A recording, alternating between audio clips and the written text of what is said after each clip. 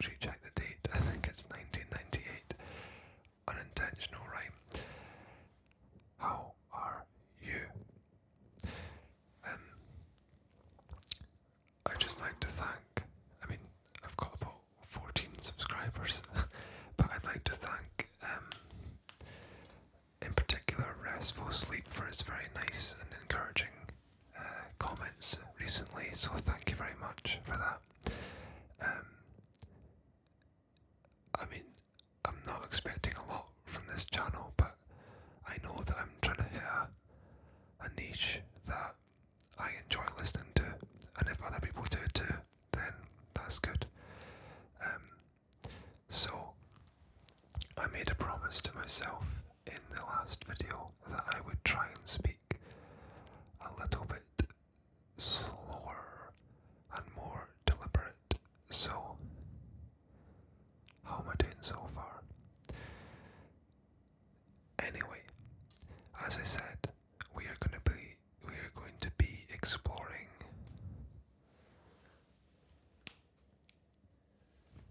Mezzanine.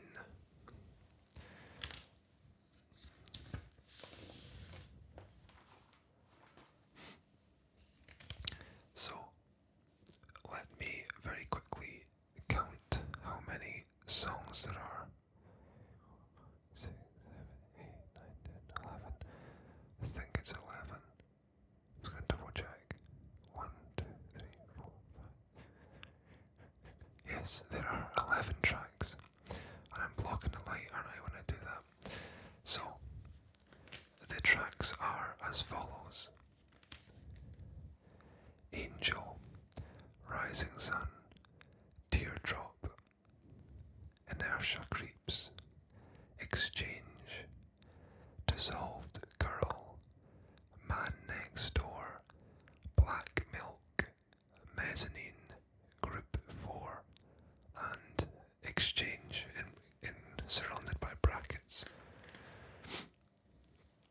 So this is a double LP, and I don't think, oh, there's a little bit of art on the inside. Let me show you. So it's kind of, whoops, almost into the microphone. It's difficult. Oh dear, this is a disaster. There's all these different kind of beetle. In fact, let me see if I've got beetle kind of photography. And the black stag beetle on the front of the album, which I'll show you again.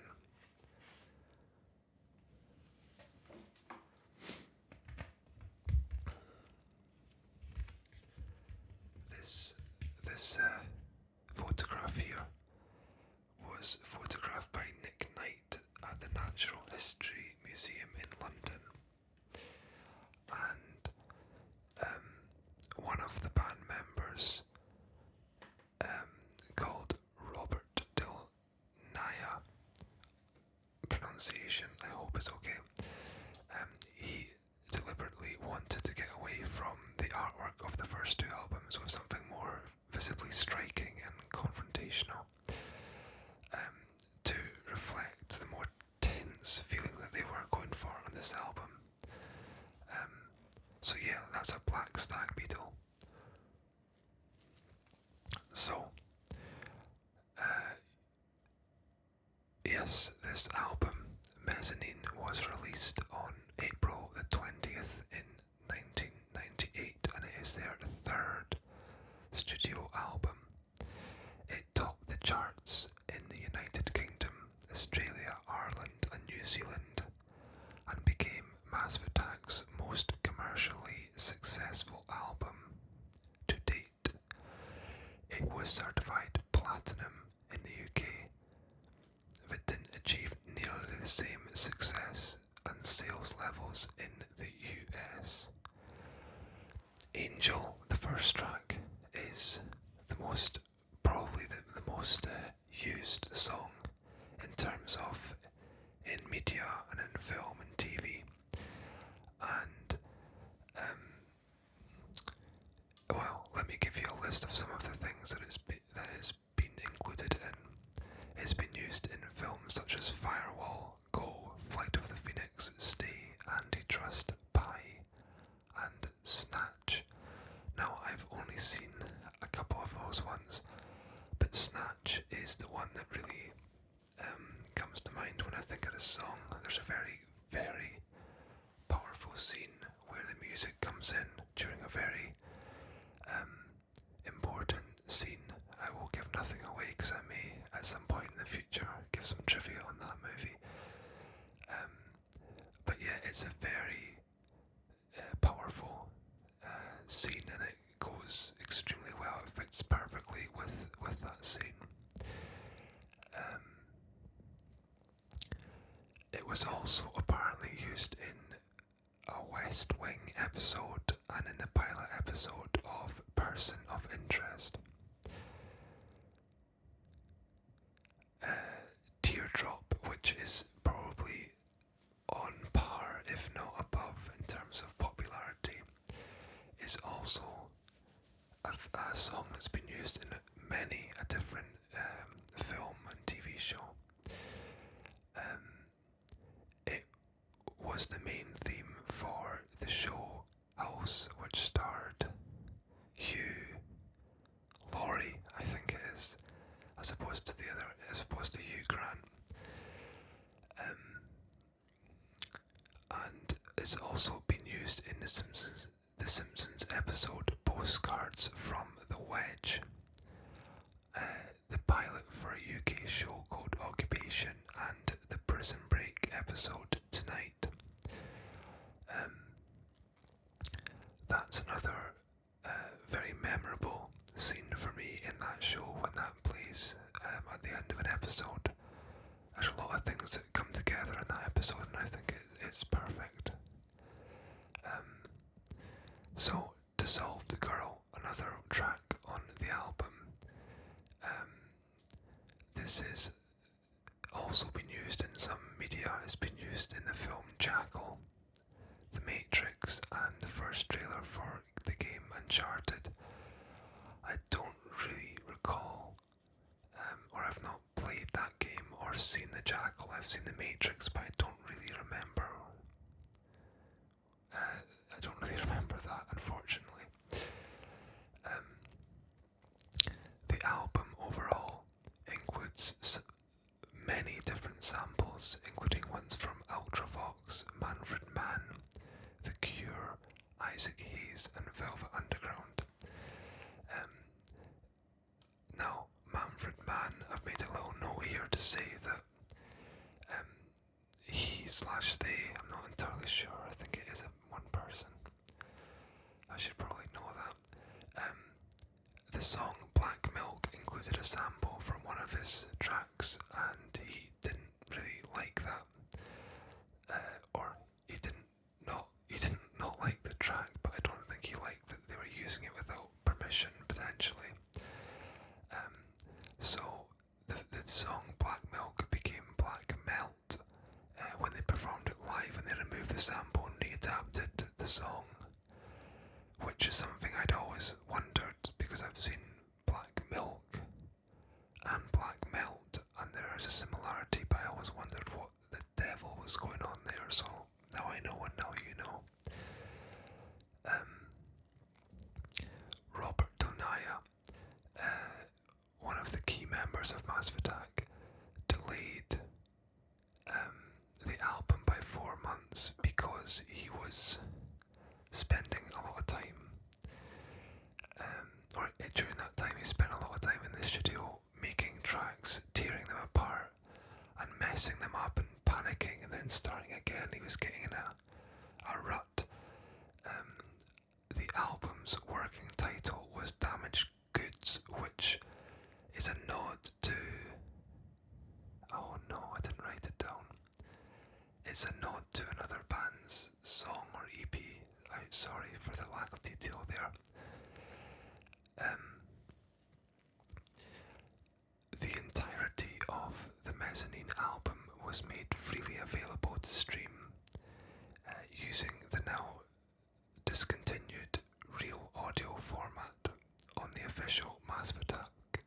website in March 1998, which was before the the official release. This was the first time ever that a major label band had allowed their album to be freely streamed before release. Not to be confused with when Radiohead, now they had an album and they put it out for a kind of pay what you want kind of deal, which was pretty good. I don't even know what the album was. By the way, I am not eating fizzy sweets. I don't know what's going on with the tongue sounds here, but I'm hearing a lot of crackling from my tongue.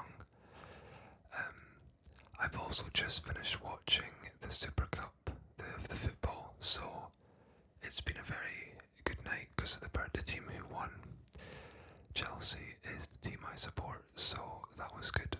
Anyway, back to this. Angel, the first track, arose initially from an aborted attempt to do a cover version of The Clash's Straight to Hell. Neil Davidge, one of the contributing musicians and the producer on the album, has talked a lot about the environment that the group had during the recording and during the production of the album. He said it was very hostile, very isolating, and it was very unusual. He would meet with each band member individually, and as soon as one member would come into the studio, the other would leave and exit, which meant that the producer, Neil Davidge, was working on several different songs at the same time with different input from different people. He said it was a pretty messy way to work.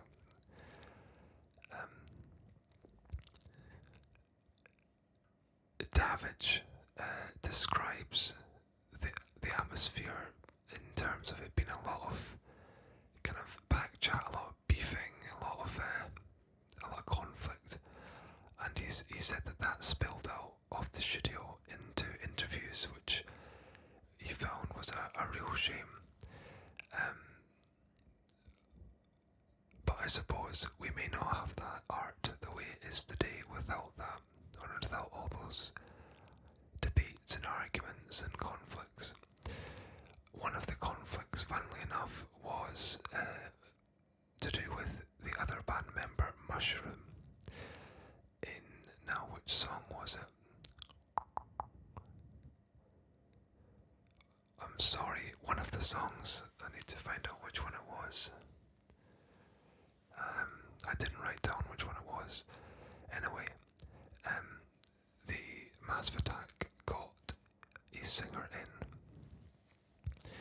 to do vocals on one of their tracks, and both of them were happy with it. However, the person who felt the most connected to the project, due to coming up with a lot of melodies, etc., he was more attached to it because he'd kind of put a lot more emotion into it. Anyway, he had the idea of asking Madonna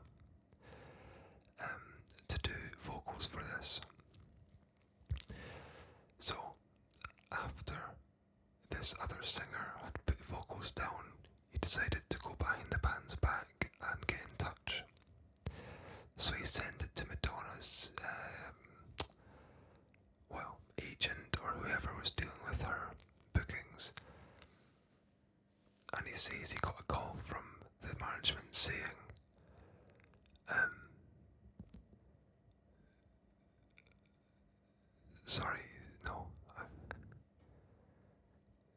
anyway, the deal is she was very interested, and I think somebody else from the group got a call saying Madonna was interested, and then things started to go mad because obviously he'd gone behind their back and tried to do something without their consent. And I think what happened was, from then on, him, Mushroom, and Robert Donaya were never in the studio at the same time, and if they were,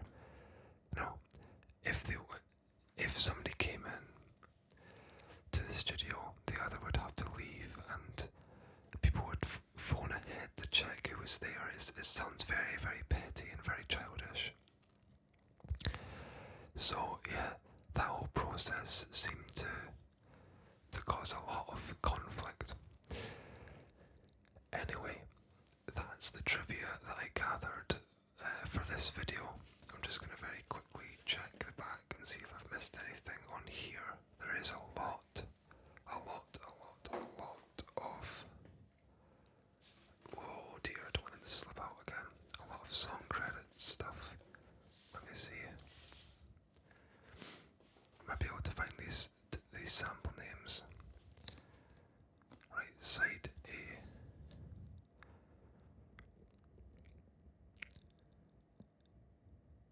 Yes, so Rising Sun features a sample from Velvet Underground. Exchange features a sample from Isaac Hayes. Man Next Door features a sample from The Cure.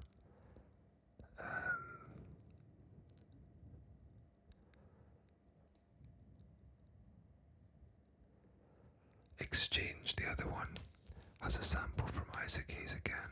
In fact, that's the same thing. It's just a different version of it.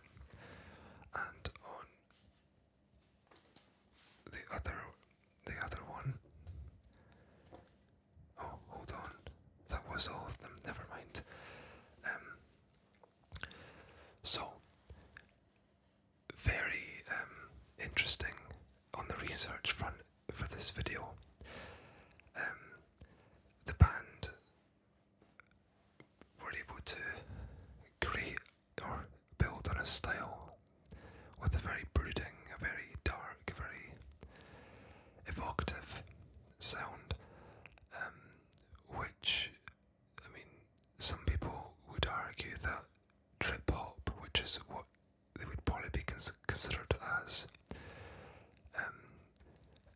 was adapted from kind of a lounge style music, except in this album the group wanted to try and break away from that and create something a lot more striking, memorable, and I suppose at the same time cinematic, which has obviously worked because of, well, all the things that I mentioned already, all the movies and TV shows.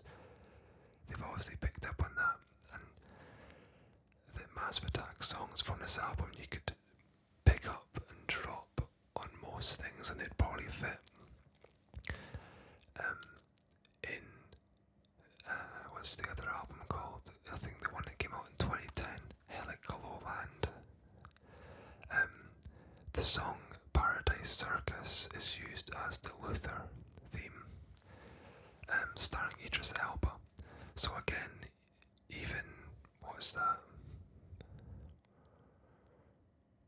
14 or so years later, they were still able to make another track that was as cinematic and as beneficial to a TV show like House was with Teardrop.